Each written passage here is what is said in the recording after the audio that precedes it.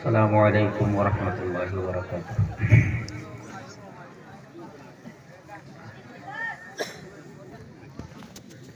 ان الحمد للہ نحمده ونستعینه ونستغفره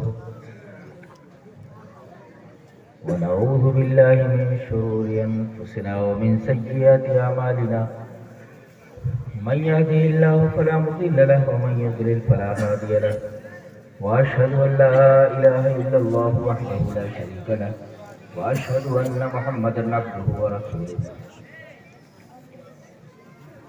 يا ايها الذين امنوا اتقوا الله حق تقاته ولا تموتن الا وانتم مسلمون۔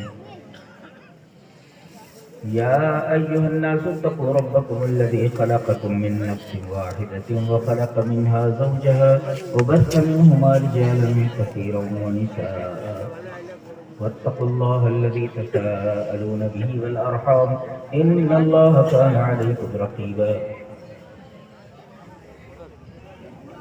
يا أيها الذين آمنوا اتقوا الله وقولوا قولا سديدا يصلح لكم أعمالكم ويغفر لكم ذنوبكم، ومن يطع الله ورسوله فقد فاز فوزا عظيما۔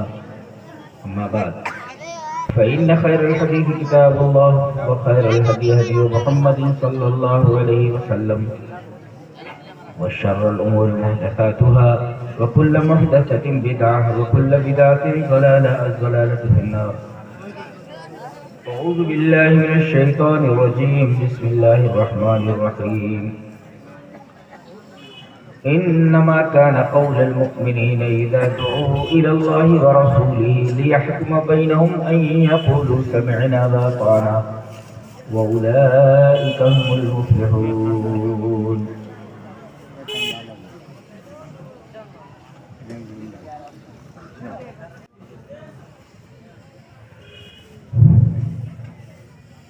حضرات علماء کرام، محترم بزرگوں، نوجوان بھائیوں، پیارے بچوں، خواتین اسلام، خطبہ مسنونہ کے بعد میں نے سورہ نور کی ایک آیت کریمہ تلاوت کی،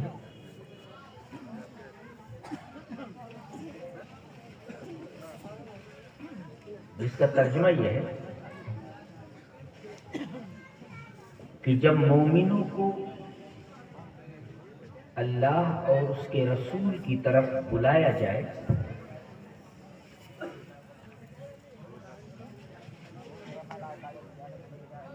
تو ان کی ایک ہی بات ہے کہ ہم نے سنا اور ہم نے مانا، ہم نے سنا اور ہم نے قبول کیا۔ سمعنا ما قیل لنا، ہم سے جو کہا گیا ہم نے اسے سنا۔ وَأَطَعْنَا مَنْ دَعَانَا إِلَيْهِ، اور جس کی طرف ہمیں بلایا گیا ہم نے اس کی بات سنی۔ جو اس کی طرف بلانے والا ہے ہم نے اس کی بات کو قبول کیا۔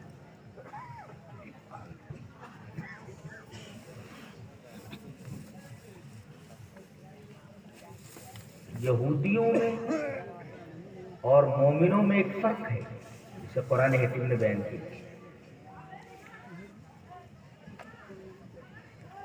یہودیوں سے جب نبی یہ کہتے تھے بطور خاص حضرت موسیٰ علیہ السلام کہ بھئی یہ کام کرنا ہے، کیا کہتے ہیں؟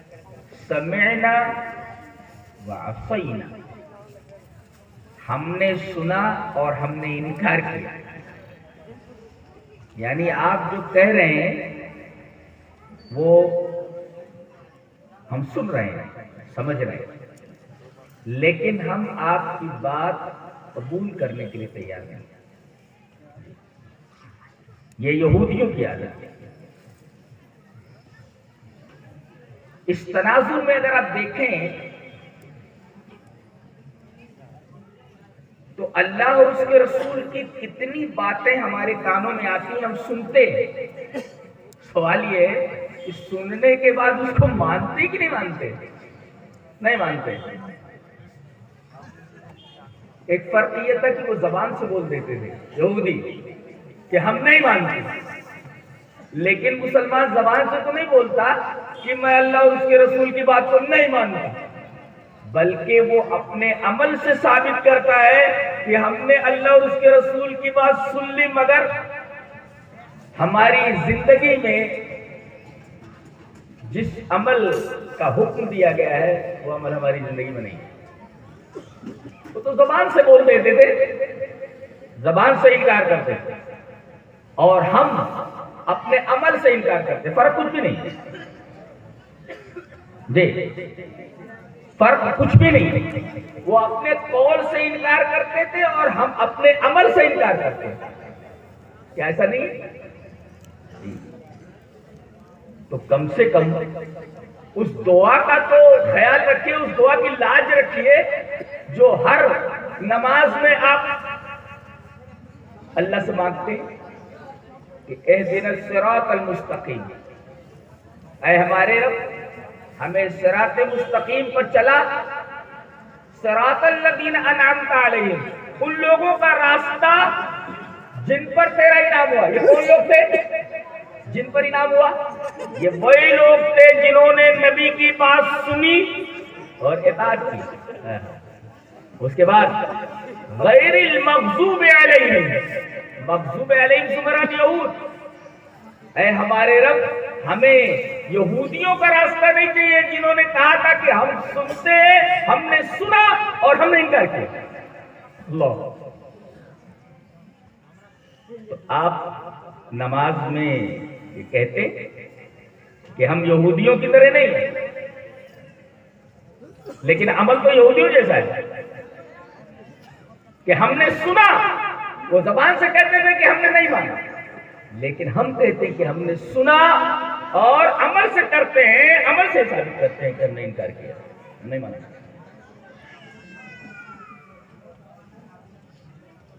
ایسا ہے کہ نہیں؟ صحابہ کرام رضوان اللہ تعالی علیہم اجمعین اس کی بہترین مثال ہے. وہ میں نے صراط الذین انعمت علیہم کو کہا نا کہ یہ وہ جماعت تھی جو کہتی تھی کہ ہم نے سنا نبی کی بات کو اور ہم نے نبی کی بات مانی. اس کی ایک مثال دیکھیں ایک حدیث میں، حدیث کی طرح. وعن جابر بن عبد اللہ رضی اللہ تعالی عنہ قال لما استوى رسول الله صلى الله عليه وسلم يوم الجمعة فقال اجلس، فسمع ذلك ابن مسعود فجلس على باب المسجد فرآه رسول الله صلى الله عليه وسلم فقال تعال يا ابن مسعود. رواه ابو داود في کتاب الصلاة. حضرت جابر رضی اللہ تعالیٰ عنہ ایک صحابی ہیں، وہ کہتے ہیں کہ نبی کریم صلی اللہ علیہ وسلم جمعہ کا خطبہ دے رہے تھے تو کچھ لوگ ایسے کھڑے تھے، شاید جگہ نہیں مل رہی تھی یا جگہ تھی کسی وجہ سے کھڑے تھے. نبی کریم صلی اللہ علیہ وسلم نے کہا اجلسو، بیٹھ جاؤ. جب آپ یہ جملہ بول رہے تھے اجلسو بیٹھ جاؤ، تو حضرت عبداللہ ابن مسعود مسجد میں داخل ہو رہے تھے. ان کے کانوں میں بات پڑی اجلسو بیٹھ. حالانکہ نبی نے ان سے نہیں کہا تھا کہ تم بیٹھ جاؤ، وہ جو کھڑے تھے ان سے آپ نے کہا تھا کہ بیٹھ جاؤ. لیکن ابن مسعود نے جب نبی کی یہ بات سنی بیٹھ جاؤ، فجلس علی باب المسجد، تو مسجد میں داخل ہو رہے تھے، مسجد میں داخل نہیں ہوئے، مسجد کے دروازے پر بیٹھے. کیا سمجھ میں آیا؟ سمجھ میں یہ آیا کہ نبی اگر کسی بات کا حکم دے تو من غیر تباطؤ، بغیر تاخیر کے، وداؤٹ اینی ڈیلے، بغیر کسی تاخیر کے فوراً اس پر عمل کیا جائے. ایسا نہیں کہ بعد میں دیکھیں گے، بعد میں عمل کریں گے.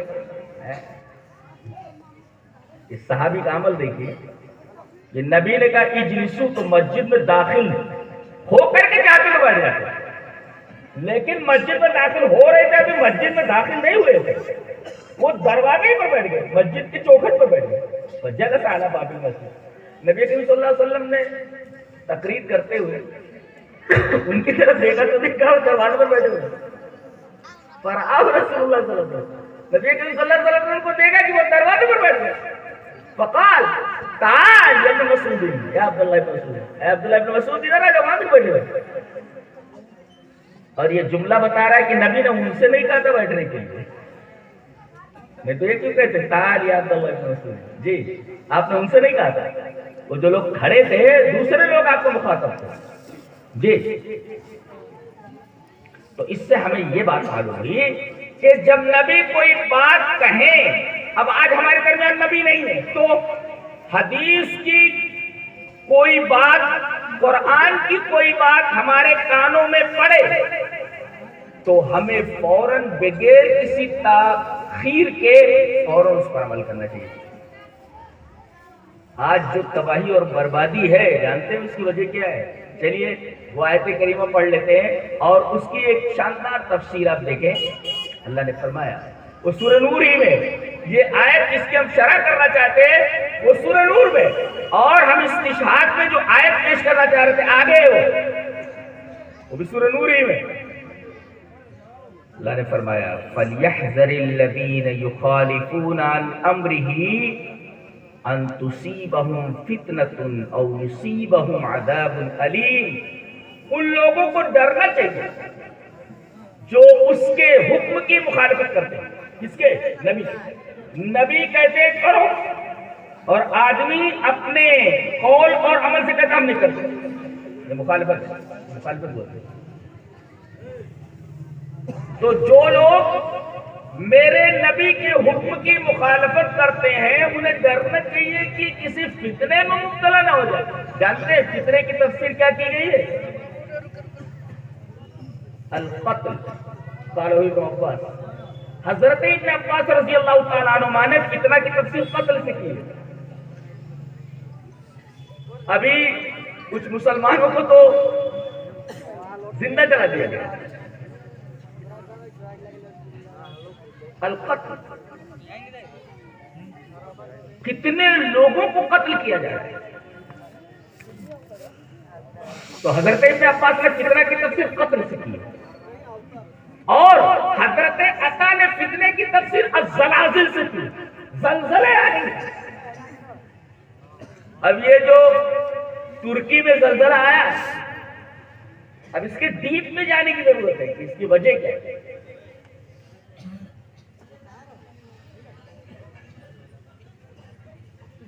کبھی کبھی ایسا ہوتا ہے کہ ایک چیز کے دو اسباب ہوتے ہیں.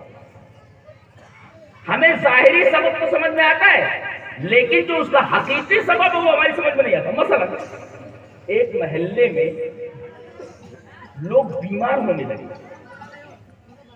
جسے دیکھو وہ صاحب فراش بستر پر پڑا ہوا. حفظان صحت کے آفیسران کو بلایا گیا کہ بھئی ذرا تحقیق کیجئے کہ اس محلے کے لوگ ایک کے بعد دیگر بچے جوان بوڑھے سب بیمار ہو رہے ہیں، سب بستر پر لیٹ جا رہے ہیں، کیا وجہ؟ اب حفظان صحت کے آفیسران آتے اور کہتے ہیں جانتے اس کی وجہ کیا ہے؟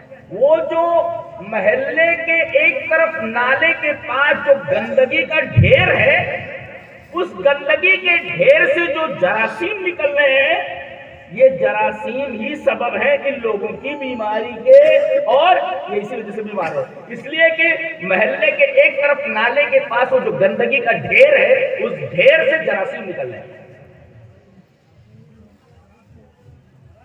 یہ تو حفظان صحت کے آفیسران نے کہا، لیکن کوئی یہ سوال کر سکتا ہے نا کہ یہ جراثیم پیدا کس نے کیے؟ جراثیم پیدا کس نے کیے؟ وہ ایک ملحد تھا، ناستک تھا. وہ ایک مسلمان سے کہنے لگا تم کہتے ہو اللہ نے ہر چیز کو پیدا کیا ہے، میں بھی پیدا کرتا ہوں. میں بھی پیدا کرتا ہوں. کیسے؟ کہا کہ ایک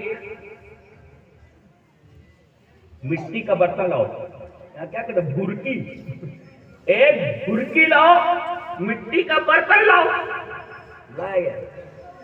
کہا کہ گوبر لاؤ. گوبر اور اس گوبر کو اس نے اس مٹی کے برتن میں رکھ دیا اور اوپر سے اس کو مضبوطی سے باندھ دیا اور کہا کہ ایک ہفتے تک اس کو کھولنا نہیں، ایک ہفتے بعد میرے پاس لے کر کے ایسے ہی لاؤ جیسے میں تم کو اس برتن کو باندھ کر کے دے رہا ہوں۔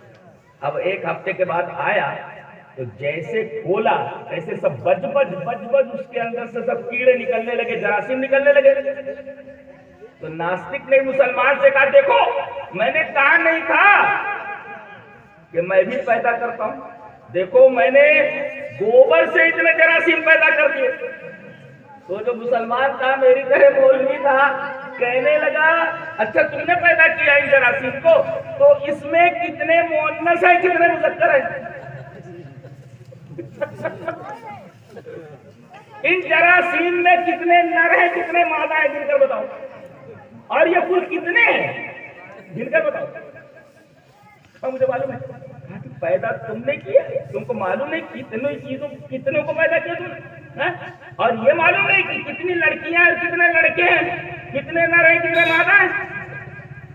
اللہ تبارک و تعالیٰ جب کسی چیز کو پیدا کرتا ہے تو علم ہوتا ہے کتنے مذکر ہیں کتنے مؤنث ہیں، تعداد کتنی۔ یہ فرق ہے انسان کی تخلیق میں اور اللہ تبارک و تعالیٰ کی تخلیق۔ انسان تخلیق نہیں کر سکتا کسی چیز کی، جی صنعت کرتا ہے، صنعت جیسے موبائل ہے۔ اب اس میں سے کوئی چیز مثلا مان لیجیے یہ چشمہ ہے، چشمے کے اندر جتنی چیزیں لگی ہوئی ہیں اس کے پارٹس ہیں، ایک بھی انسان پیدا نہیں کر سکتا، ساری چیزیں اللہ نے پیدا کی ہیں، انسان نے صرف اس کو مولڈ کیا۔ ایک کمپیوٹر آدمی بناتا ہے تو دسیوں لوگ اس میں جڑے ہوتے ہیں، کوئی کی مدر بورڈ بناتا ہے تو کوئی اس کی مشین بناتا ہے، کوئی اسکرین بناتا ہے، کوئی وائر بناتا ہے، کوئی پلگ بناتا ہے، اللہ اکبر ایک چیز ہے مگر بنانے والے کئی لوگ ہیں۔ اللہ تبارک و تعالیٰ ایسے نہیں بناتا، ڈائریکٹ ایک چیز کو پیدا کر دیتا ہے۔ فرمایا یخلقکم فی بطون امہاتکم فی ظلمات ثلاث، میرے بندو جب تم کوئی چیز پیدا کرتے ہو بناتے ہو تو تمہیں اجالے کی ضرورت ہے، اجالے کی ضرورت ہے۔ اندھیرے میں تم کوئی چیز بنا ہی نہیں سکتے، تمہیں کوئی بھی چیز بنانے کے لیے اجالے کی ضرورت ہے، مجھے اجالے کی ضرورت نہیں، میں تمہیں بناتا ہوں۔ سب سے بہترین تخلیق یعنی بیسٹ آف کریشن، سب سے بہترین چیز، انسان سے بہتر کون سی چیز ہو سکتی ہے؟ اللہ فرماتا ہے میں تمہیں بناتا ہوں تین اندھیروں میں، ایک بچے دانی کا اندھیرا ہے، اور پھر اس کے بعد وہ کھیڑی جو ہوتی ہے مشین، ایک رحم کا اندھیرا ہے، رحم میں بچے دانی، اور اس کے اوپر رحم کے اوپر وہ کھیڑی جو ہوتی ہے مشین جس کو عربی میں کہتے ہیں وہ، اور پھر پیٹ۔ تین اندھیرے ہوتے ہیں، اور تین اندھیروں کے اندر میں اتنی شاندار تخلیق کرتا ہوں کہ ویسے تخلیق بھی کر ہی نہیں سکتا، تمہیں کیڑا نہیں بنا سکتے، میں نے تم کو بنا دیا ہے وہ بھی تین اندھیروں میں، اور جب میں بناتا ہوں تو میں اجالوں کا محتاج نہیں ہوں، جی اجالوں کا محتاج نہیں، اور یہی وجہ ہے کوئی مجھے اجالے میں پکارے تب بھی سنتا ہوں، کوئی اندھیرے میں پکارے تب بھی میں سنتا ہوں، جلوت میں پکارے تو سنتا ہوں، خلوت میں پکارے تو سنتا ہوں، گھر میں پکارے تو سنتا ہوں، بازار میں پکارے تو سنتا ہوں، چھت پر رہے تو سنتا ہوں، گھر کے اندر کہیں سے بھی پکارے۔ ارے تم تو چھت اور زمین کی بات کر رہے ہو، میں نے اپنے نبی یونس کی دعا کو مچھلی کے پیٹ سے سن لیا تھا۔ وَظَنُّونِ الذَّهَبَ مُغَاضِبًا فَظَنَّ أَن لَّن نَّقْدِرَ عَلَيْهِ فَنَادَىٰ فِي الظُّلُمَاتِ أَن لَّا إِلَٰهَ إِلَّا أَنتَ سُبْحَانَكَ إِنِّي كُنتُ مِنَ الظَّالِمِينَ۔ حضرت یونس علیہ السلام بغیر اجازت کے، سراج الدین پانی یہ میرا کلاس فیلو ہے، ہمارا 18 میں چلیں گے، ادھر آ گئے جی، حال جلدی سے تھوڑا سا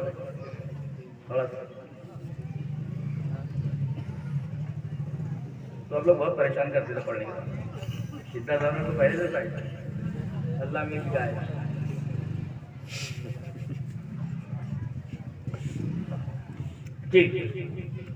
حضرت یونس علیہ السلام بغیر اللہ کی اجازت کے بستی سے نکل گئے، اور ایک قاعدہ ہوتا ہے جب تک اللہ کی اجازت نہ ہو نبی کو جہاں بھیجا جاتا ہے جس گاؤں میں وہاں سے نہیں نکل سکتا جب تک کہ اللہ اجازت ہے۔ نبی اس وقت تک مکہ سے نہیں نکلے جب تک کہ اللہ نے اجازت نہیں دی کہ آپ اب مکہ سے مدینہ جا سکتے ہیں. اپنی مرضی سے نبی نہیں نکل سکتا. یہ نکل بھاگے اور نکل بھاگے تو اللہ نے ان کو فوراً سوچا دیا. یہ کشتی پہ بیٹھے, کشتی ڈاما ڈول ہونے لگی, بیلنس کو برقرار رکھنے کے لیے ان کو اٹھا کر کے پھینک دیا گیا. قرآن اندازی قرآن کے نام نکلا, گوٹی جس کو بولتے ہیں. یہ اتنے میں کن کے نام نکلا, ارے ان کے نام نکلا, چلو پھینک دو ان کو آگے, نہیں تو سب ڈوب جائیں گے. ایک نقطہ اور ملا, نقطہ یہ ملا کہ جماعت کے لیے فرد کو قربان کیا جا سکتا, فرد کے لیے جماعت کو قربان نہیں کیا جا سکتا. یہ پوری کشتی ڈوبنے والی ہے. ایک آدمی کے ختم ہو جانے سے پوری جماعت بچ سکتی ہے. جماعت کو بچاؤ, جماعت کو بچائے. حضرت یونس علیہ السلام کو اٹھا کر مچھلی کے پیٹ میں پھینک دیا گیا, اور جیسے یہ پانی میں گرے ایک بڑی مچھلی آئی اور اس نے نگل لیا. اب جو ناستک ہے تو قرآن پر اعتراض کرتے کہتے ہیں ارے قرآن میں یہ بات غلط لکھی ہوئی ہے. ارے بھلا کوئی مچھلی کے پیٹ میں زندہ رہ سکتا ہے, آکسیجن کیسے پہنچتی ہے؟ ارے بے وقوف آدمی, تو 9 مہینے ماں کے پیٹ میں رہا, آکسیجن کیسے پہنچتی رہی؟ اللہ نے وہاں زندہ رکھا کہ 3 اندھیروں میں. اللہ فرماتا ہے جیسے میں نے تجھے 3 اندھیروں کے اندر تیری تخلیق کی, تجھے پالا, تجھے آکسیجن دیا, اور جن جن چیزوں کی ضرورت تھی وہ تمام چیزیں ہم نے تمہیں عطا کی. اللہ, ایک بات بتاؤ, سب سے زیادہ محبت کیے جانے کے قابل کون ہے؟ سب سے زیادہ محبت. ایک نوجوان بولتا فلاں لڑکی سے محبت کیے جانے کے, سب سے زیادہ وہ لڑکی محبت کیے جانے کے قابل ہے. کیوں بھائی؟ باپ بولتا ہے سب سے زیادہ محبت کیے جانے کے قابل میرا بیٹا ہے. شوہر کہتا ہے سب سے زیادہ محبت کیے جانے کے قابل میری بیوی ہے. ارے بے وقوف آدمی, ماں کے پیٹ میں جہاں نہ باپ کا دخل ہے, نہ ماں کا دخل ہے, نہ ڈاکٹر کا دخل ہے, تجھے پری جیسی صورت عطا کرتا ہے اور باہر نکالتا ہے. اور باہر نکلتے ہی وہاں تو تجھے غذا دیتا ہے, ساری چیزیں مہیا کرتا ہے, اور باہر نکلتا ہے تو کہتا ہے کہ میری دکان میرا رزق دیتی ہے. اتنا بے حیا اور بے شرم انسان کون ہو سکتا ہے؟ اسی وجہ سے اللہ تبارک و تعالیٰ نے کہا وَإِن تَعُدُّوا نِعْمَتَ اللَّهِ لَا تُحْصُوهَا إِنَّ الْإِنسَانَ لَظَلُومٌ كَفَّارٌ. نعمتیں اتنی ہے کہ گن نہیں سکتا, اور حالت یہ ہے بے شرمی کی اور بے حیائی کے انسان کے کہ وہ ناشکری پر ناشکری پہ کرتا ہے. تو جس طرح اللہ ہی صرف عبادت کے لائق ہے, ایسے ہی سچی محبت کیے جانے کے لائق صرف وہی ہے. ابھی آدمی بیمار ہو جائے تو کہتے ہیں اسے آکسیجن کی ضرورت ہے. گھنٹے گھنٹے میں کتنا پیسہ لگتا ہے آکسیجن کا, ذرا پوچھو. جو لوگ ایسی حالت میں ہوتے ہیں اور ان کو ICU میں رکھا جاتا ہے, جی فری میں, یہاں جتنے لوگ بیٹھے ہوئے آکسیجن آپ کو فری میں دی جا رہی ہے, آکسیجن فری میں دی جا رہی ہے. ڈاکٹر تم کو پیسے لے کر آکسیجن دے, اور تم آکسیجن کے بغیر زندہ نہیں رہ سکتے. گویا تمہاری ایک سانس یہ اللہ تبارک و تعالیٰ کے فضل و کرم اور اس کی رحمتوں کے تلے دبی ہوئی ہے, احسان کے دبی ہوئی ہے. تم ایک سانس میں اللہ کے محتاج ہو, تو ایک سانس میں اللہ کے احسان مند ہو. تمہاری ایک سانس گرو رکھی ہوئی ہے. آدمی سانس اندر نہ لے, ہوا اندر نہ لے, مر جائے گا, اور وہی ہوا اندر جا کر رک جائے, باہر نہ نکلے, مر جائے گا. گویا ہوا وہی ہے, اندر جاتی ہے تو مدار حیات, اور اندر رک جائے تو آدمی کے مرنے کا باعث. ہوا جاتی ہے وہی ہوا نکلتی ہے, ایک نعمت میں 2 نعمت. ہوا وہی ہے, اندر جاتی ہے تو نعمت, اور اندر سے باہر آتی ہے تو بھی نعمت. کتنے لوگ فری میں آکسیجن لے رہے ہو, ابھی تم کو ICU میں ڈالنا پڑے, کتنا پیسہ لگے گا, حالت خراب ہو جائے گی. فری میں آپ کو دے رہا ہے. تو محبت کیے جانے کے قابل کون ہے؟ پانی کون نکالتا ہے؟ اللہ فرماتا ہے اگر میں چاہوں تو پانی اتنے نیچے کر دوں, غوراً فمن یأتیکم بماء معین, میٹھا پانی کون لا سکتا ہے؟ اگر میں پانی کو اتنے نیچے کر دوں, تمہاری اوقات نہیں کہ تم پانی نکال سکتے. تمہاری کیا اوقات تمہاری کیا؟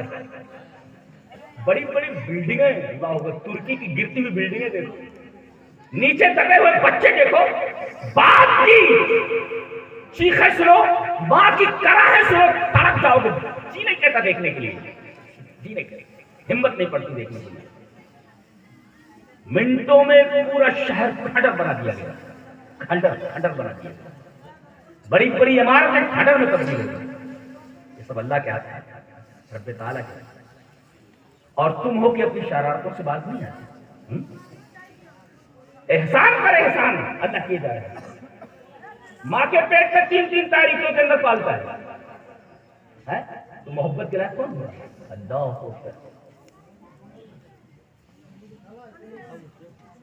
سب سے بڑی لذت بتا دوں، سب سے بڑی لذت کہاں ملتی ہے؟ رات کی تنہائی میں رب کے سامنے جب کوئی نہ ہو، ذرا ہاتھ اٹھا کر رو کر بتاؤ، ایسی لذت نہیں.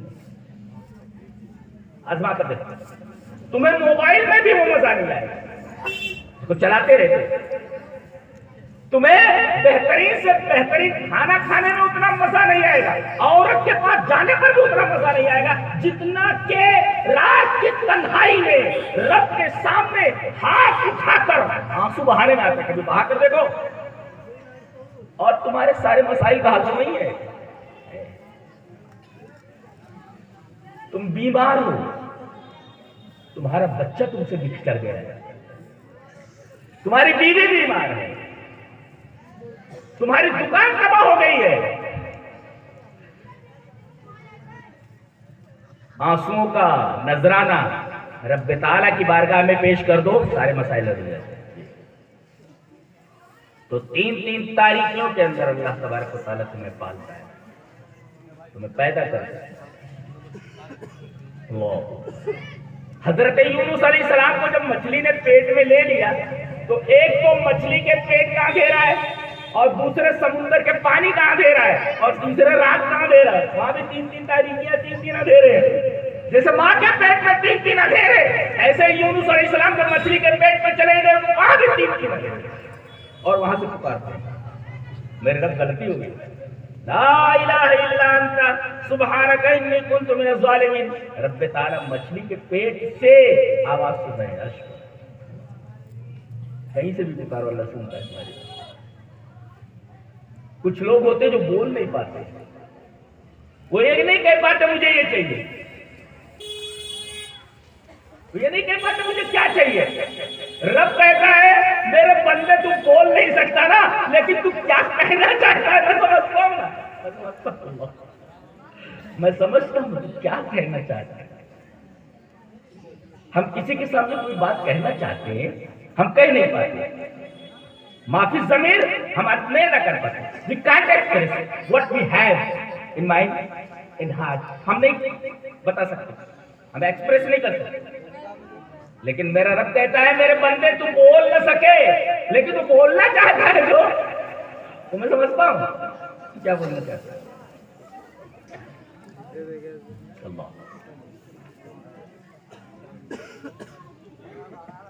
تو جب اللہ اور اس کے رسول کی بات آئے تو بلا تاخیر اسے تسلیم کیا جائے اور اس کے اوپر عمل کیا جائے.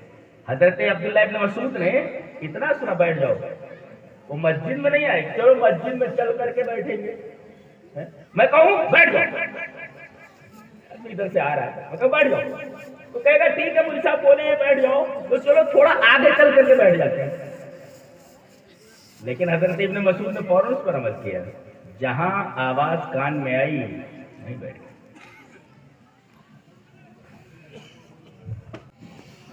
یہ ہے نبی کریم صلی اللہ علیہ وسلم کی اطاعت اور نبی کریم صلی اللہ علیہ وسلم کا مقام. تو یہاں تو کہا گیا کہ تمہارے اوپر جو پریشانیاں آ رہی ہیں تمہیں ڈرنا چاہیے کہ تم میرے نبی کے حکم کی مخالفت کرتے ہو کہ کہیں تم کسی فتنے میں مبتلا نہ ہو جاؤ. تو فتنے کی تفسیر ابن عباس نے قتل سے کیا، تم کو قتل کیا جائے، جہاں پائے جا رہے ہو مار ڈالو، مار ڈالو. اور عطا نے تفسیر کی زلزلے الزلازل، یعنی اگر رسول کی مخالفت کرو گے تو تمہارے اوپر زلزلے آ جائیں گے، انتظار کرو زلزلوں کا. جی. اور جعفر ابن محمد نے اس کی تفسیر کی ہے سلطان جائر مسلط علیہم، تمہارے اوپر ظالم حکمراں مسلط کر دیے جائیں گے. مسلط ہے، ظالم حکمراں تمہارے اوپر مسلط کر دیے جائیں گے۔ پتہ یہ چلا کہ اگر تم رسول کے حکم کی مخالفت کرو گے تو ظالم حکمراں تمہارے اوپر مسلط کر دیے جائیں گے، اور وہ تمہارے ساتھ جو سلوک روا رکھنا چاہیں گے روا رکھیں گے، اور تم کچھ نہیں کر سکتے، تم کچھ نہیں کر سکتے۔ یہ فتنے کی تفسیر ہے، اور صحابہ کرام نے اسی چیز پر عمل کیا تو پوری دنیا ان کے حوالے کر دی۔ جی آج 55 سے زائد ممالک ہیں مسلمانوں کے، جی یہ سب انہوں نے فتح کیے تھے، صحابہ کرام نے فتح کر کے ان کو دیا تھا، یہ سنبھال نہیں پا رہے ہیں، سنبھال نہیں پا رہے ہیں، یہ سب صحابہ کرام نے دیے تھے، انہوں نے فتح کیا تھا۔ تو انما كان قول المؤمنين اذا دعوا الى الله ورسوله ليحكم بينهم ان يقولوا سمعنا واطعنا واولئك هم المفلحون۔ ایمان والا اگر ہے تو اس کی زبان سے ایک ہی بات نکلتی ہے جب اسے اللہ اور اس کے رسول کی طرف بلایا جائے کہ ہم نے سنا اور اطاعت کی، بس اور کچھ نہیں بولتا، ہم نے سنا اور ہم نے اطاعت کی۔ احادیث کے پورے ذخیرے کو اٹھا کر دیکھیں، پورے ذخیرے کو اٹھا کر دیکھیں،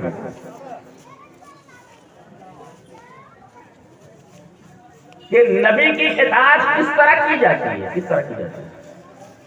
اور سمینا و اطاعنا میں ایک بات اور بھی ہے، ہم نے سنا اور مانا چاہے سمجھ میں آئے یا نہ آئے۔ بعض لوگ کہتے ہیں کہ جو بات ہماری سمجھ میں آئے گی وہی مانیں گے، جو حدیث ہماری سمجھ میں آتی ہے وہ مانیں گے، اور جو نہیں آتی ہے نہیں مانیں گے۔ سمینا و اطاعنا کے اندر بھی یہ بات ہے کہ چاہے سمجھ میں آئے یا نہ آئے ماننا ہے۔ جیسے اگر آدمی گاؤں میں ہے اور وضو بنا کر کے موزہ پہن لیتا ہے تو اب دوبارہ اگر وضو بنانے کی ضرورت پڑے تو پیر دھلنے کی ضرورت نہیں ہے، 24 گھنٹے تک ایک دن ایک رات موزے پر مسح کر سکتے ہیں، پیر دھلنے کی ضرورت نہیں۔ شرط یہ ہے کہ وضو بنا کر کے اس نے موزہ پہنا ہو، موزہ نہیں نکالا ہو، اور اگر مسافر ہے تو تین رات وہ موزوں پر مسح کر سکتا ہے، پیر دھلنے کی ضرورت نہیں۔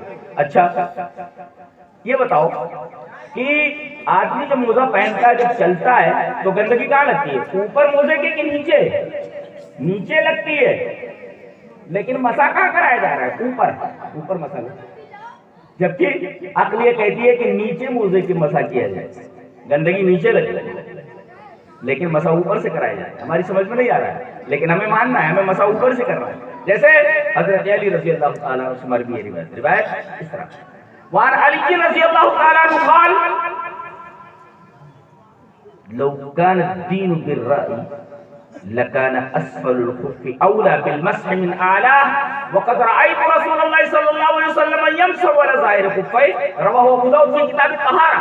حضرت امام ابی داؤد رحمہ اللہ اس حدیث کو ایسے کتاب الطہارہ کے اندر لائے، راوی نبی اکرم صلی اللہ علیہ وسلم کے داماد محترم حضرت علی رضی اللہ تعالیٰ۔ حضرت علی فرماتے ہیں کہ اگر دین کی بنیاد عقل کے اوپر ہوتی تو مسح موزوں کے اوپر نہیں بلکہ موزوں کے نیچے ہوتا، اور میں نے نبی اکرم صلی اللہ علیہ وسلم کو دیکھا ہے کہ آپ موزوں پر مسح اوپر سے کر رہے ہیں، مسح اوپر سے، نیچے سے نہیں، جبکہ عقل یہ کہتی ہے کہ گندگی نیچے لگتی ہے، مسح موزے کے نیچے سے ہونا چاہیے، لیکن چونکہ نبی نے کہا ہے، عقل کچھ کہتی ہے مگر نبی کچھ کہتا ہے، تو ہمیں نبی کی بات ماننی ہے، سمینا واطعنا چاہے ہماری سمجھ میں آئے یا نہ آئے، ہم نے سنا اور ہم نے مان۔ جی چلیے ایک روایت اور دیکھتے ہیں، حدیث کس طرح ہے۔ وعن ابی سعید الخدری رضی اللہ تعالی عنہ قال بینما رسول اللہ صلی اللہ علیہ وسلم یصلی باصحابہ اذ خلعنا علیہ فوضعهم عن یسارہ فلما رأى القوم ذلك القوا نعالهم فلما قضى رسول الله صلى الله عليه وسلم صلاته قال ما حملكم على إلقائكم نعالكم قالوا رأيناك ألقيت نعاليك فألقينا نعالنا وقال رسول الله صلى الله عليه وسلم إن جبريل عليه السلام أتاني فأخبرني أن فيهما قذرا أو قال أذن وقال إذا جاء أحدكم المسجد فلينظر فإن رأى في نعليه قذرا أو أذن فليمسحه وليصلي فيهما रवाहु अबू दाऊद रवाहु तिरमिज़ी फी किताब अस्सलाह, हजरत इमाम तिरमिज़ी रहमहुल्लाह इस हदीस को किताब अस्सलाह का बताया। हजरत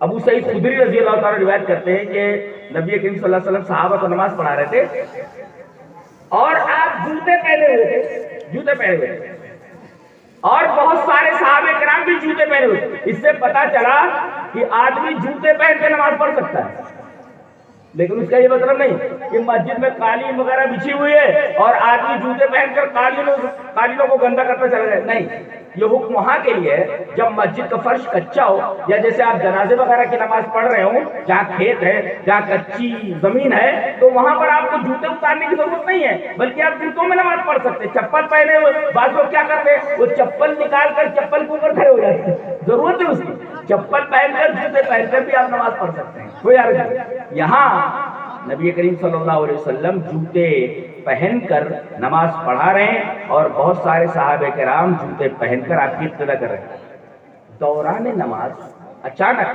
नबी करीम सल्लल्लाहु अलैहि वसल्लम ने अपने जूते उतारे और अपने बाएं साइड में रख दिए, बाएं साइड पर रख दिए। सहाबे किराम ने देखा कि आपने नमाज की हालत में अपने जूते उतारे और बाएं साइड में रख दिए। तमाम सहाबे किराम ने जिन्होंने जूते पहनकर उस वक्त नमाज वो लोग पढ़ रहे थे, उन्होंने जूते निकाल करके अपने बाएं साइड में रख दिए। जब नबी करीम सल्लल्लाहु अलैहि वसल्लम ने नमाज खत्म तो देखा कि सबके जूते एक तरफ रखे हुए, जो जूते पहन के नमाज पढ़ रहे थे सारे के सारे ने जूते उतार दिए और एक तरफ रख दिए। आपने पूछा मा हमलकुम अला इल्काइकुम निआलकुम, तुमने जूते क्यों उतारे? अल्लाह, लेकिन साहबे किराम क्या जवाब देते, कितना प्यारा जवाब है। नबी पूछ रहे हैं तुमने जूते क्यों उतारे? उन्होंने जवाब दिया, अल्लाह के रसूल रअयनाका अलकैतना अलैक फअलकैना निआलक, हमने आपको जूते उतारते देखा, हमने जूते उतार दिया। यानी हमने आपको एक अमल करते हुए देखा, हमने इसी तरीके से जूते उतार दिया आपको देख करके। एक नुक्ता और भी मालूम हो कि अगर नबी कोई काम करे तो उससे दलील नहीं मांगी जाती। जी, दुनिया के तमाम इंसानों से दीन की बात अगर आए और अगर कहे कि ये दीन है तो दलील लाए, दलील दे।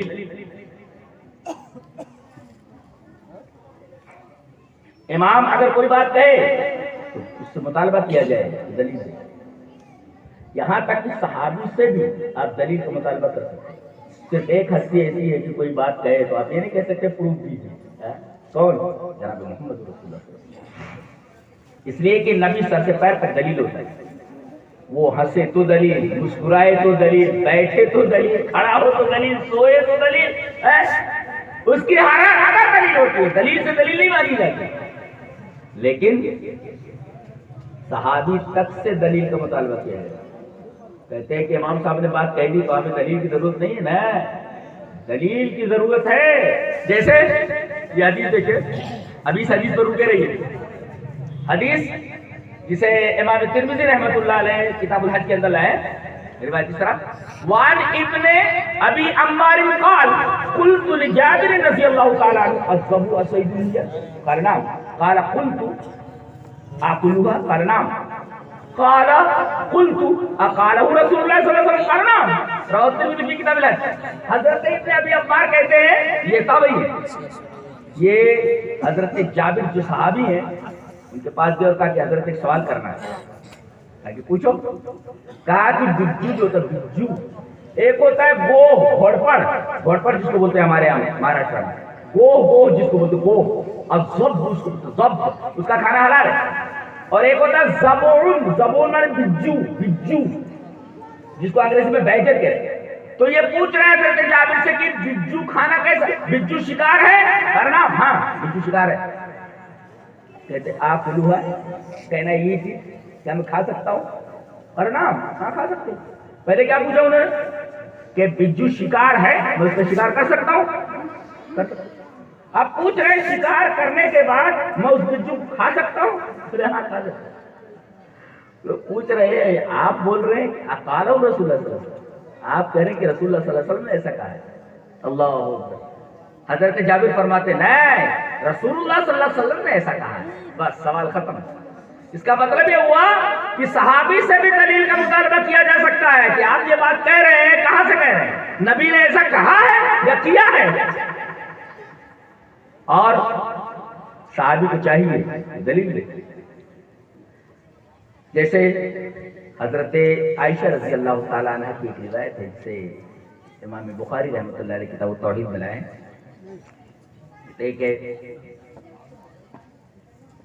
وعن عائشة رضی اللہ تعالیٰ عنہ قالت من حدثك ان محمدا رأى ربه فقد كذب وهو يقول لا تدرك الابصار ومن حدثك انه يعلم الغيب فقد كذب وهو يقول لا يعلم الغيب الا الله، رواه البخاری کی کتاب التوحید۔ حضرت عائشہ فرماتی ہے کہ جو تم سے یہ کہے کہ نبی نے اپنی آنکھوں سے اللہ کو دیکھا ہے تو جھوٹ بولتا ہے۔ اتنی بات کافی تھی، لیکن حضرت عائشہ دلیل دے رہی ہے کیا؟ لا تدرکہ الابصار، اس کو آنکھیں نہیں دیکھ سکتی۔ جی میں کہتا ہوں جس کو آنکھیں نہ دیکھ سکے، ابیکٹ ہو، اس کی تصویر بنائی جا سکتی ہے، اس کی تصویر بنائی جا سکتی ہے۔ بھائی کسی چیز کو ہم نے دیکھا نہیں، فرض کرو کسی نے بھی تاج محل کو نہیں دیکھا، ایک بچہ ہے پھر تاج محل نہیں دیکھا، چھوٹا سا، اس سے کہا جائے کہ تاج محل بنا دے، اب وہ ایک بچھو بنا دیتا ہے، ایک سانپ ایسے ایسے کر کے کہتا ہے یہ تاج محل ہے، یہ تاج محل، تو یہ جو اس نے سانپ بنایا ہے، بچھو بنایا ہے، یہ تاج محل ہے؟ غلط تصویر بنائی ہے، اس لیے کہ بچے نے تاج محل نہیں دیکھا ہے، اور وہ تصویر سانپ کی یا بچھو کی بنا کر کے بولتا ہے کہ یہ تاج محل کی تصویر ہے۔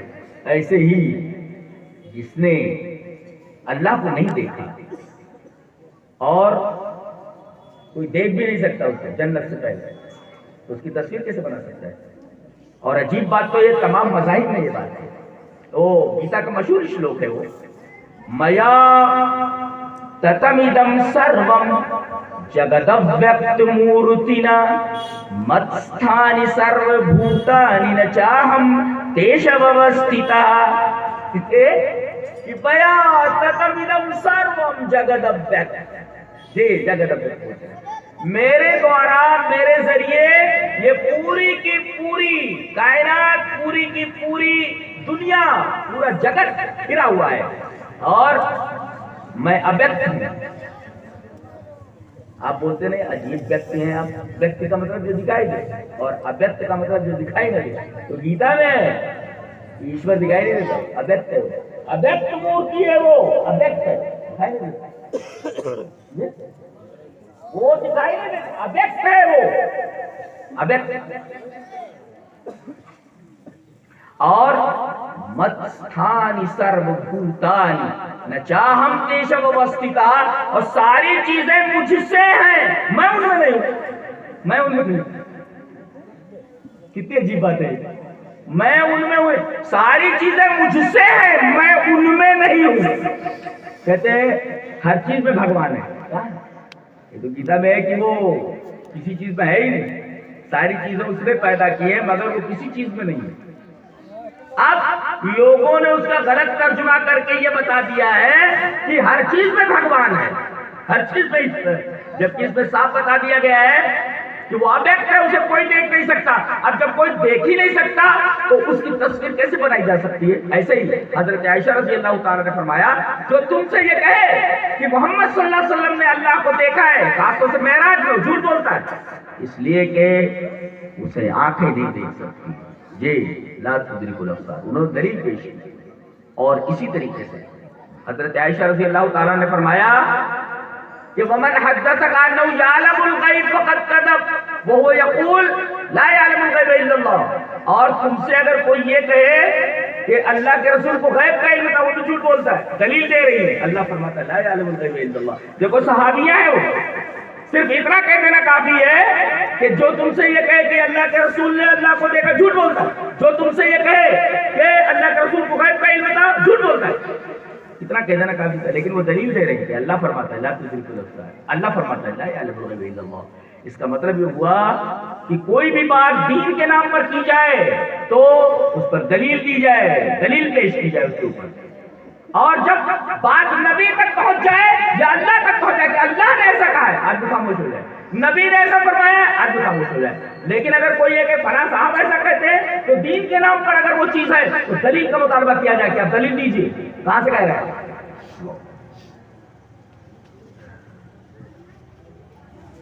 تو یہ جو جوتے اتار کر ایک سائڈ میں رکھ دیے، اس سے ایک مسئلہ اور نکلا۔ دیکھو نبی کریم صلی اللہ علیہ وسلم نے اپنے جوتے اتار کر ایک طرف رکھے، صحابہ کرام نے بھی اپنے جوتے اتار کر ایک طرف رکھ دیے۔ اسی طرح اگر کوئی آدمی جیب میں موبائل لیے ہوئے ہو اور سوئچ آف کرنا بھول گیا ہو تو اور کسی نے ڈائل کر دیا ہو نمبر اور بجنے لگا ہو تو بجنے نہ دیا جائے بلکہ جیب سے اسے نکال، جیب باندھے ہوئے ہیں جیب سے اسے نکال لیا جائے اور جیب سے نکالنے کے بعد سوئچ آف کر کے بھی جیب میں ڈال دیا۔ دیکھیے وہاں جوتے اتارے، اتنا عمل کیا، اتنا عمل کیا۔ ایسے ہی اگر موبائل بجنے لگے تو اتنا عمل آپ نماز کی حالت میں کر سکتے۔ اور ایک بات اور معلوم ہے، نبی کریم صلی اللہ علیہ وسلم نے یہ کہا کہ تم لوگوں نے جوتے کیوں اتارے؟ میں نے جو جوتے اتارے ہیں، اچھا صحابہ کرام نے یہ نہیں کہا کہ اللہ کے رسول آپ نے جوتے کیوں اتارے، انہوں نے اتنا کہا کہ اللہ کے رسول آپ کو جوتے اتارتے ہم نے دیکھا، ہم نے جوتے اتار دیے۔ یہ نہیں کہا کہ آپ نے جوتے کیوں اتارے، اس لیے کہ نبی سے دلیل کا مطالبہ کیسے کیا جا سکتا ہے؟ نبی نے خود جواب دیا اس کو۔ جی جواب کیا دیا؟ میں نے جوتے اس وجہ سے اتارے کہ میرے پاس جبریل آئے اور کہا کہ آپ کے جوتوں میں گندگی لگی ہوئی ہے۔ جی اس سے ایک بات اور معلوم ہوئی کہ نبی کو غیب کا علم نہیں تھا۔ اگر آپ کو غیب کا علم تھا تو ایسے جوتے پہن کر نماز پڑھانے کے لیے کھڑے نہ ہوتے جس جوتے کے اندر گندگی لگی ہوئی۔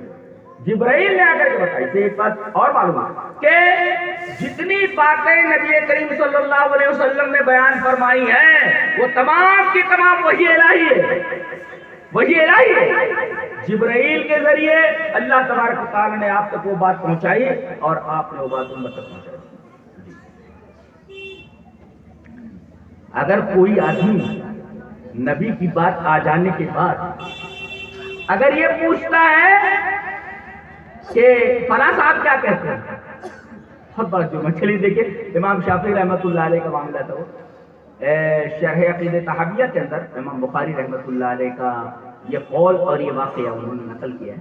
چلو پڑھ لیتے پہلے۔ قال البخاری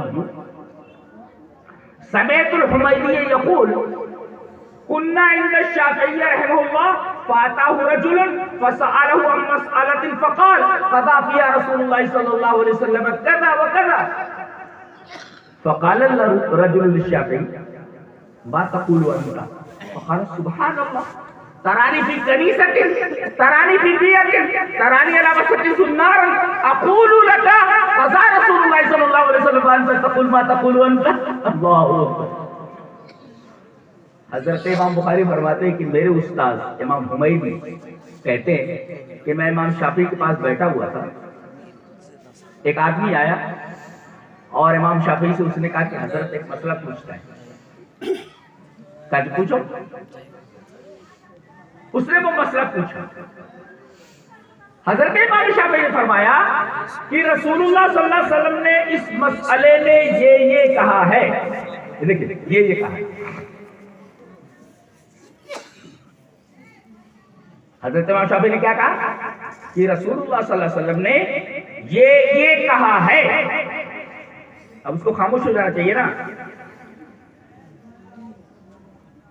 وہ یہ کہہ رہا ہے امام شافعی سے ما تقول انت، آپ کی کیا رائے ہے؟ دیکھو امام شافعی فرما رہے ہیں کہ رسول اللہ صلی اللہ علیہ وسلم نے یہ مسئلہ اس طرح بتایا ہے، رسول کی بات تو آ گئی نا، اب کہہ رہا ما تقول انت، آپ کیا کہتے ہیں؟ حضرت امام شافعی نے کہا سبحان اللہ ترانی فی کنیست، کسی چرچ میں تو مجھے دیکھ رہا ہے کہ میں چرچ میں کھڑا ہوا ہوں، ترانی فی بیت، تو دیکھ رہا ہے کہ میں کسی یہودی کے معبد میں کھڑا ہوا ہوں، یہودی خانے میں کھڑا ہوا ہوں، یا میرے کمر کے اندر زنار جنیوں دیکھ رہا ہے؟ یہ پوچھ رہا ہے۔ کتنی بڑی بات امام شافعی نے کہی، کتنی بڑی بات کہی کہ تم میری رائے جاننا چاہتا ہے۔ جب میں نے کہہ دیا کہ رسول اللہ صلی اللہ علیہ وسلم نے اس مسئلے میں یہ فرمایا تو میری رائے جاننا چاہتا ہے۔ کیا تو مجھے غیر مسلم سمجھتا ہے؟ یعنی مسلمان ایسا کہہ ہی نہیں سکتا، غیر مسلم ہی ایسا کہہ سکتا ہے، مسلمان ایسا نہیں کہہ سکتا۔ نبی کے قول کے آ جانے کے بعد، عمل کے آ جانے کے بعد آدمی یہ نہیں کہہ سکتا کہ آپ کیا کہتے ہیں، ما تقول انت۔ حضرت امام شافعی نے فرمایا ارے عجیب بات ہے، سبحان اللہ، ترانی فی بیعۃ، ترانی فی کنیسۃ، ترانی علی وسط النار۔ میرے کمر میں جنیوں دیکھتا ہے کیا؟ ہندو دکھ رہا ہوں میں، کافر دکھ رہا ہوں میں، یا کسی گرجا گھر میں کھڑا ہو یا کسی یہودی خانے میں کھڑا ہو؟ پوچھا تو نے کیسے؟ میں کہتا ہوں اقول لک قضا رسول اللہ صلی اللہ علیہ وسلم، میں کہتا ہوں رسول اللہ صلی اللہ علیہ وسلم نے کیا، اور تو پوچھتا ہے کہ تم کیا کہتے ہو؟ اگر رسول کی بات آ جائے تو امام شافعی کی کیا حیثیت ہے؟ یہ بتانا چاہتے ہیں امام شافعی۔ اور آج دیکھو ائمہ کے ماننے والے کیا بولتے ہیں کہ ہمارے امام کی کیا حدیث نہیں ملی تھی، ہمارے امام نے یہ کہا ہے، رسول اللہ صلی اللہ علیہ وسلم کی بات آ جاتی کہ ہمارے امام نے کہا وہ نہیں مانتے، تو یہ سمجھنا اور آسان ہے بتانا۔ حالانکہ مومنین کا قول ایک ہی ہونا چاہیے جب انہیں اللہ اور اس کے رسول کی طرف بلایا جائے، کیا کہ ہم نے سنا اور ہم نے اطاعت کی۔ اچھا، بعض لوگ یہ کہتے ہیں کہ بھئی فلاں صاحب اتنے بڑے عالم ہیں وہ غلطی کر ہی نہیں سکتے۔ جی ارے بڑے بڑے صحابہ کرام سے غلطی ہوئی۔ چلیے ایک حدیث دیکھتے ہیں، بہت ہی پیاری حدیث ہے۔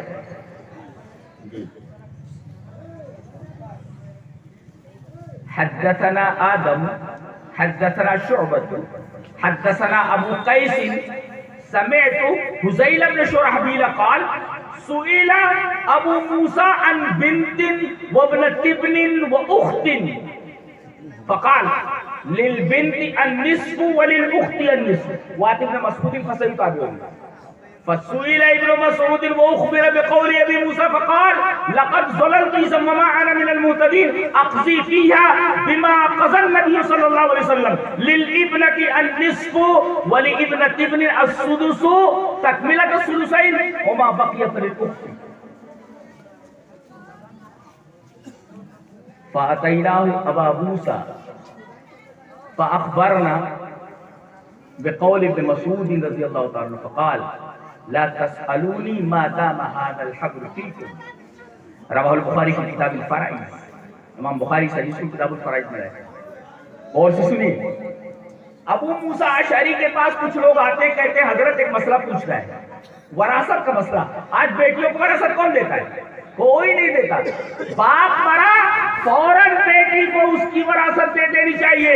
جی حاجی ہوا کرے، نمازی ہوا کرے، پیر اوپر اور منڈی نیچے کر لے، اتنی عبادت کر لے، اگر اس نے وراثت نہیں دی ہے تو اللہ فرماتا ہے یدخلہ نارا خالدا فیہا، اسے جہنم میں ڈال دیا جائے گا۔ آج بیٹیوں کے وراثت کے تعلق سے ہم لوگ بہت ڈھیلے ہیں جی، اور بالکل غیر محتاط ہیں اس تعلق سے جی۔ یہ آئے وراثت کا مسئلہ پوچھنے کے لیے، کہتے ہیں حضرت ایک آدمی مر گیا ہے، اس کی ایک بیٹی ہے، ایک پوتی ہے اور ایک بہن ہے، کتنا ملنا چاہیے؟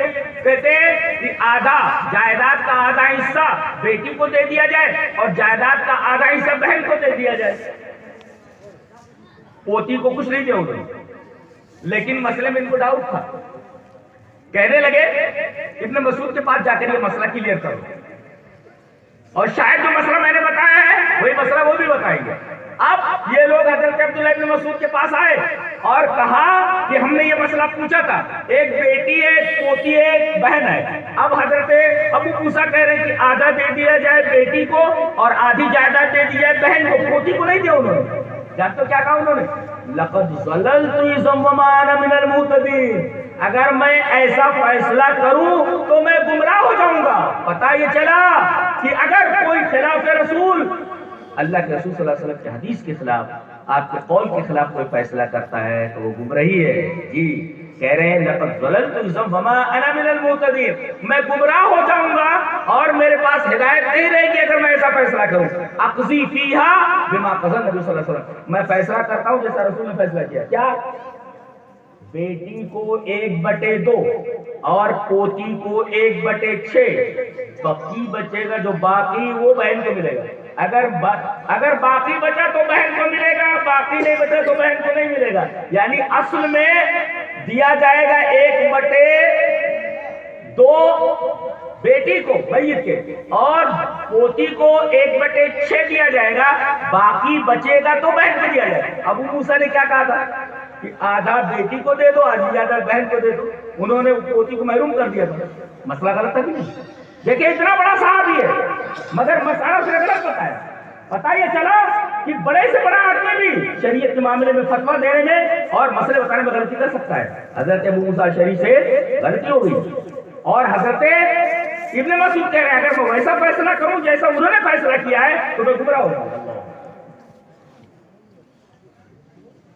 اچھا ایک بات اور بھی قابل ہو رہا ہے، حضرت ابن مسعود نے یہ نہیں کہا کہ ایسا فیصلہ کر کے ابو موسیٰ گمراہ ہے۔ اس کا مطلب حضرت ابو موسیٰ نے اجتہاد کر کے مسئلہ بتایا تو ان کو ایک اجتہاد کا ثواب مل گیا جی، اگرچہ مسئلہ غلط تھا۔ اسی وجہ سے حضرت ابن مسعود نے انہیں غلط نہیں کہا، یہ کہا کہ اگر میں ایسا فیصلہ کروں تو میں گمراہ ہو جاؤں گا، جس سے یہ پتہ چلتا ہے کہ رسول کی حدیث آ جانے کے بعد اگر اس کے اپوزٹ فیصلہ کیا جائے تو فیصلہ غلط ہوگا، ضلالت ہوگا، گمراہی ہوگی وہ۔ اور اب کہہ رہے ہیں نبی صلی اللہ علیہ وسلم میں اس کے بارے میں وہی فیصلہ کروں گا جو نبی نے کیا ہے، کیا 1/2 بیٹی کو، 1/6 پوتی کو، باقی بچا تو بہن کو ملے گا۔ اب وہ لوگ آئے ابو موسیٰ کے پاس اور کہا کہ آپ نے جو مسئلہ بیان کیا تھا وہ تو غلط تھا، حضرت ابن مسعود نے یہ مسئلہ بیان کیا ہے۔ تو حضرت ابو موسیٰ کہہ رہے ہیں لا تسألونی ما دام ھذا الحبر فیکم، مجھ سے مسئلے مت پوچھا کرو جب تک اتنا بڑا عالم تمہارے درمیان موجود ہے۔ اس کا مطلب یہ ہے کہ ایک عالم سے بڑا عالم، اس سے بڑا عالم، اس سے بڑا عالم، اللہ اکبر، یعنی العلم بحر لا نہایت له، علم ایسا سمندر ہے، ایسا دریا ہے جس کا کوئی کنارہ نہیں۔ وفوق کل ذی علم علیم، اللہ فرماتا ہے ایک عالم اس سے بڑا عالم، اس سے بڑا عالم، اس سے بڑا عالم، اس سے بڑا عالم، اور سب سے بڑا عالم اللہ وہ علیم ہے، عالم الغیب والشہادہ۔ آخری بات آپ کے سامنے پیش کروں کہ رسول کی بات چپ چاپ کیوں ماننی چاہیے؟ کیوں؟ دوسروں کی بات چپ چاپ نہیں ماننا، دلیل ماننا جی۔ رسول کی بات کو آنکھیں بند کر کے بلا دلیل کیوں مانی جائے؟ کیوں مانی جائے؟ وجہ چلیے ایک حدیث دیکھتے ہیں سمجھ میں آئے کہ نبی کی بات بلا چومو چہرہ کیوں تسلیم کی جائے۔ حدیث وعن جابر بن عبد الله رضی اللہ تعالی عنہ قال جاءت امرأة سعد بن ربيع بن طية من سعد الى رسول الله صلی اللہ علیہ وسلم فقالت یا رسول اللہ هاتان ابنتا سعد قتل ابوهما معك يوم احد شهيدا وان عمهما اخذ مالهما ولم يدع لهما مالا ولا تنكحان الا ولهما مال قال يقبل في ذلك فنزلت آية الميراث وبعث رسول الله صلى الله عليه وسلم الى عمهما وقال آتي ابنتي سعد الثلثين وآتي امهما الثمن وما بقي وهو لك رواه الترمذی فی کتاب الفرائض۔ حضرت جابر بن عبداللہ فرماتے ہیں کہ ایک صحابی حضرت سعد بن ربی وہ میدان احد میں شہید ہو گئے، جانتے اتنے زخم لگے تھے ان کو، وہ میدان میں تڑپ رہے تھے، اپنا تفریق عالم تھا۔ اسی عالم میں یہ خبر مشہور ہو گئی کہ نبی کریم صلی اللہ علیہ وسلم کو قتل کر دیا گیا جی۔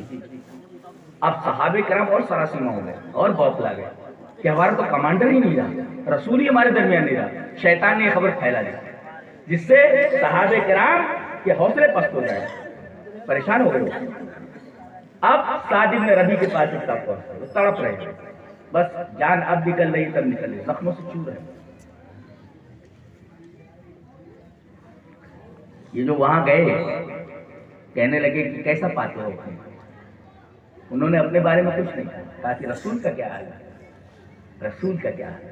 اللہ ایک آدمی دنیا سے جا رہا ہے جانکری کے عالم میں، رسول سے محبت دیکھو، وہ اپنی موت کے بارے میں، اپنی زندگی کے بارے میں نہیں سوچ رہا ہے۔ کتنی عجیب بات ہے، اپنی جان کی فکر نہیں کر رہا، وہ پوچھ رہا ہے میرے نبی کو کیا ہوا، کیسے ہیں وہ۔ یہ محبت جب تک نہیں آئے گی ہمارے اندر تب تک ہمارے حالات نہیں بدلیں گے. کتنا بھی آپ تعلیم نہیں، تعلیم کے سمندر میں ڈبکی لگا لو، اگر رسول سے محبت کا یہ انداز نہیں ہوگا تو ہمارے حالات کبھی بھی بدلیں گے نہیں. یہ دیکھیے جان نکل رہی ہے مگر صحابی یہ پوچھ رہا ہے نبی کو کیا تم میری چھوڑو میں رہوں نہ رہوں. یہ بتاؤ خبر کانوں میں آئی ہے کہ نبی زندہ نہیں ہے، نبی کا کیا حال ہے؟ کہا کہ الحمدللہ نبی باحیات ہے، باقاعد حیات ہے، زندہ ہے، ان کو کچھ نہیں ہوا. کہتے جان نکلنے سے پہلے ایک جملہ انہوں نے کہا کہ اگر ایک آنکھ بھی پھڑکتی رہی اور نبی کو کچھ ہو گیا تو میں سب کی گردن پکڑ لوں گا قیامت کے دن. پتا یہ چلا کہ نبی تک پہنچنے کے لیے ایک آدمی بھی زندہ نہیں رہنا چاہیے تم میں سے.